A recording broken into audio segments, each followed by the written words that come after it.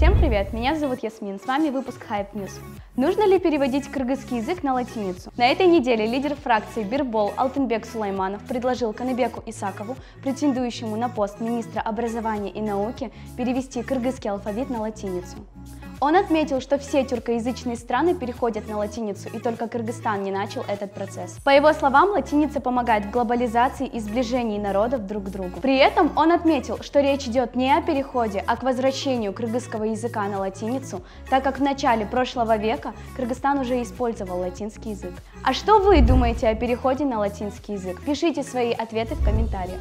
Теперь о главных новостях сегодняшнего дня. 730 миллионов долларов инвестировали иностранные доноры в Кыргызстан. Сторонники Алмазбека Атамбаева проведут митинг. Количество аварий в Кыргызстане выросло на 16%. Подписывайтесь на наш канал и следите за обновлениями.